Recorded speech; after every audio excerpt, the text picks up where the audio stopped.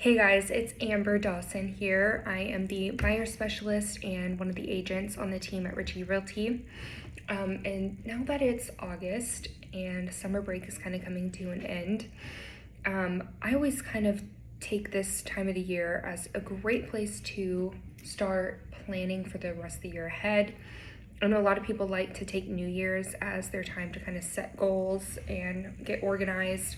But I think now that we're all back from vacation, people are getting ready to go back to school. If you have little ones that are getting ready for the new school year, everyone's kind of settling into their routine for the last half of the year. So I think it's a great opportunity to kind of take the next half of the year and plan and get organized and create some healthy habits to finish off the year strong. So I know that, a big goal obviously that a lot of people may be having going into the next year is either buying or selling a home.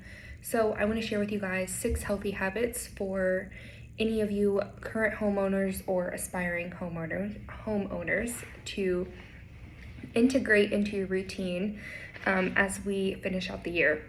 So it's so crazy to think that fall is coming, because if you're in DFW, then you know it's still in the triple digits, and it probably will be for the next couple of weeks. So it doesn't feel like fall is upon us, but nonetheless, we're in the second half of the year. So anyways, we'll just jump right into it. The first habit that I want to share with you guys is to do things in the right order. So in keeping with getting organized, setting healthy habits, being prepared for those goals that we may have going into the next year, the first thing that you should be doing is making sure you're taking the right steps in the right order. For example, if your goal is to buy a home, don't start house hunting without your pre-approval. You want to make sure you understand your price point and your wants and your needs before you start going and looking at houses. That's going to be really beneficial to you to kind of minimize that stress in the process and getting your hopes up, especially. So when the correct steps are followed, buyers are less likely to miss out on a home that they love and more likely to win against competing offers once you kind of have all those ducks in a row. The second tip I want to share is hold every potential home with an open mind. So like I said, the home buying process can be an emotional one. You're gonna probably go like this throughout the whole journey, and that's pretty normal, but you wanna try to ensure that you have the most positive experiences possible, and the best way to do that is to not set your heart on one home alone.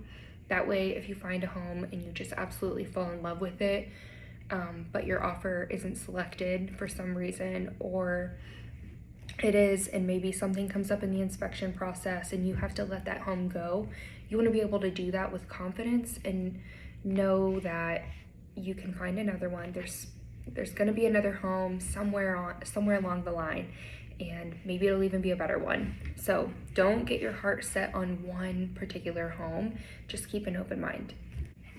So the third tip is to seek advice from your real estate agent, not any others.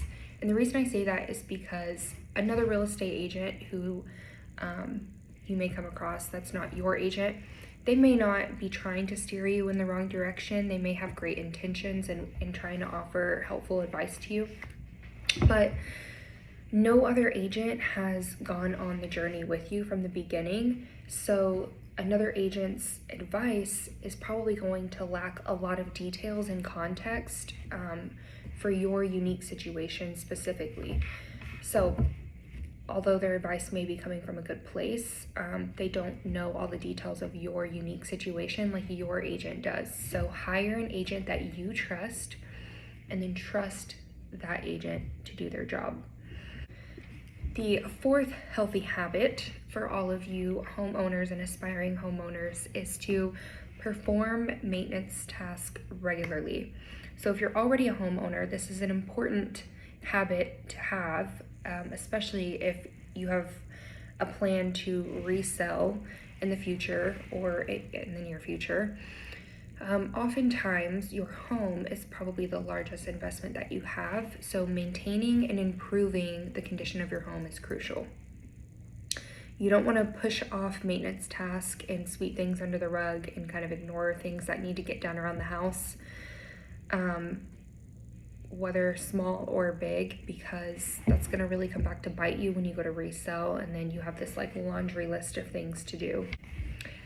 The fifth tip I want to share with you is to research renovations. And this is something that we hear pretty often that a lot of people are surprised by, because we hear a lot that, well, I put $10, $15, $20, $30,000 in upgrades into my home, and why wasn't that adding $10, $15, $20, $30,000 to my home value?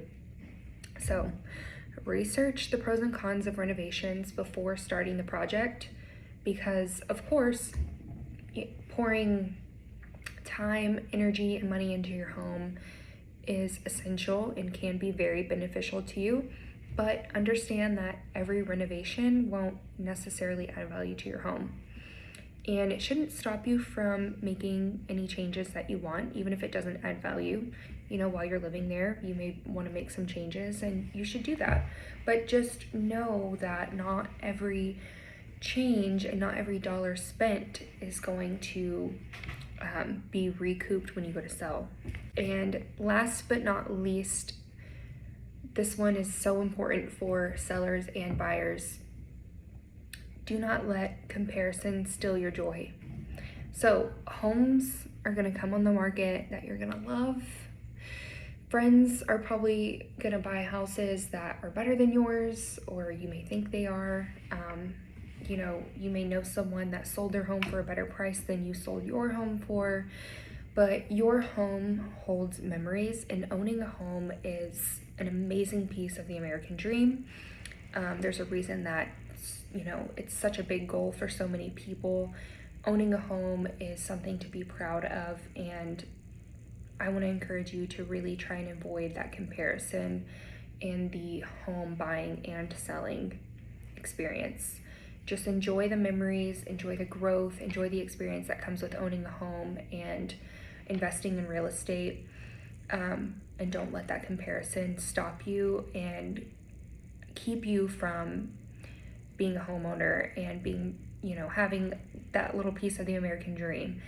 So, I think a lot of people may get stuck in feeling like they're settling for something, or, they're not in the position to buy their dream home, so they'd rather just not buy anything at all. And that may not always be the best case scenario. For some people, it may be more beneficial for them to wait. And, every situation is unique and different. But if you can't get your dream home right now, I wouldn't let that stop you from buying a home anyway, because you're still going to be investing. You're going to be creating that equity so that in a few years you can get to that dream home. So maybe it may not be right now, but it can be later on down the future. So if either of these, if buying or selling is in your goal this year, or even if it's 3 months, 6 months, a year, 2 years from now, if that's a goal of yours to do either one, give us a call, reach out to me or reach out to my team. We would love to sit down and chat with you and kind of come up with a game plan of how to do that. I love to educate people and make them feel as prepared and as confident to make these decisions, no matter where they are in the process, because it is such a big investment. Whatever the case may be, we want you to feel as educated and as prepared as possible. And we want to give you the tools to feel confident in making those decisions. So reach out to us. We'd love to meet with you and answer any questions you may have, even if you're just curious about what's going on in the market. What does the home buying process look like? What does it look like to sell my home? So you can find our contact information in the description below. You can also go to our website. We have a lot of tools on there too, and different ways to reach out to us at ritcheyrealty.com. We'd love to hear from you. And until then, if you have little ones who are getting ready to go back to school here in the next couple weeks, I want to wish you all a great school year, healthy, happy, safe school year.